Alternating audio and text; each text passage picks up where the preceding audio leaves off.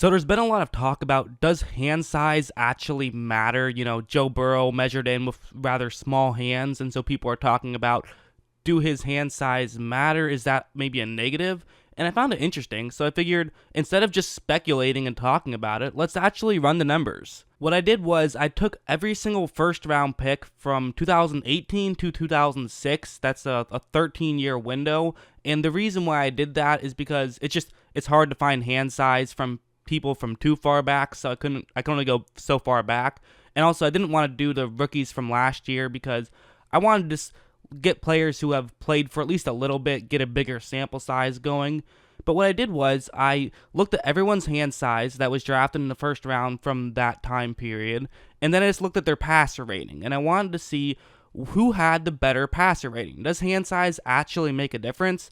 And the results actually really surprised me, but not in the way you might expect. First, I'll show you these 4 categories. So the first category, passer rating, the average passer rating is 90.2, next is 85.8, then 81.9, and 73.9. So, okay, you're probably thinking, oh wow, hand size really does matter then. I mean, those are in order, and there's a pretty significant difference in each one. However, it's the opposite of the way you would expect. I mean, the way I did it was I measured it just by thirds, and if you look from 9 to 9 1/3, that's actually the highest passer rating out of the group, the smallest hands. If you have over 10-inch hands, the chances are you're not going to be very good in the NFL, which is weird. I tried to come up with some theories. Honestly, the best theory I had was just perhaps that maybe it's because people overvalue hand size and you're more likely to get drafted in the first round if you have bigger hands, but the chances are you might not be as good. People might draft you even though you're not as good just because of your big hand size, so maybe it's just an overvalued thing. But honestly, I think what it really just says is that hand size actually doesn't matter that much. I certainly don't believe that having smaller hands helps you. I mean, just logically, that makes absolutely zero sense, but at the same time, statistically, that is what happened. So, kind of a confusing stat. I'd like to know maybe what your guys' theories are on this, because, again, statistically, it makes absolutely no sense. Logically, it makes absolutely no sense, but the numbers are the numbers. So, I do think that it's definitely very interesting. But I figured while I'm at it, while I'm crunching some numbers, let's crunch some other numbers. So, one thing I also wanted to check, because this is another thing that, with Joe Burrow, he's 23 entering the draft. A lot of people are saying, hey, sometimes older guys enter the draft and they don't do as well. And statistically, there actually is numbers to back that part up. Of the quarterbacks that got drafted in the first round at the age of 21, their combined passer rating is 87.9. At the age of 22, it's 84.6. 23, it's 78.6. And then 24 and up, you're going to see that it's a lot higher, but you also see an asterisk there. And the reason why there's an asterisk is because there was only 3 quarterbacks who were drafted 24 and up in the first round over the stretch that I looked at. It was just Carson Wentz, Brandon Weeden, and Ryan Tannehill. So, it's just such a small sample size when 2 out of 3 happen to be pretty good quarterbacks.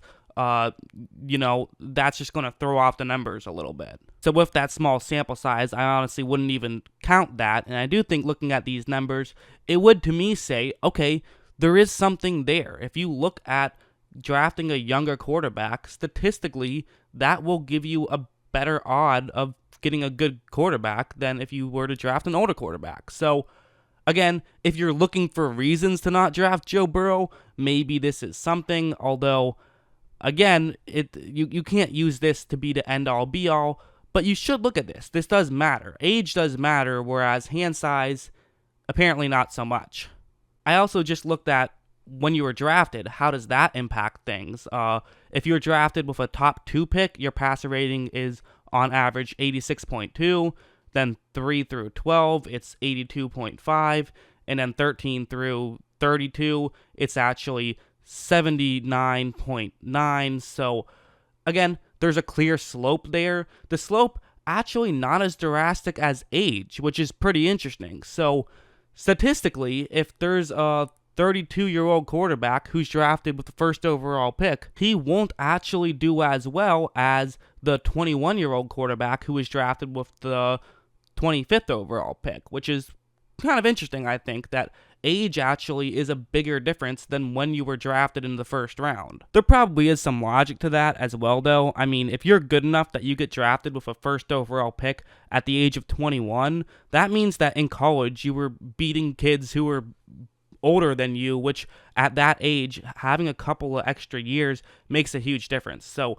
that does actually make some sense to me, but yeah, I thought this was kind of some interesting data, so I figured I'd share it with you guys. In conclusion, I would say that honestly, I think still pretty much what we know, draft Joe Burrow, but, look at age and definitely factor that into your draft process. If you're not sure which quarterback to draft, it might make more sense to go with the younger guy. However, if you're not sure who to draft between two guys, it would not make more sense to go with the guy with bigger hands. In fact, that might actually bait you into making a poor decision. So I find it some very interesting stuff. I'd like to know what you guys think. And anyways, I hope you guys enjoyed this quick video, just a little quick fun video. And of course, as always, thanks for watching.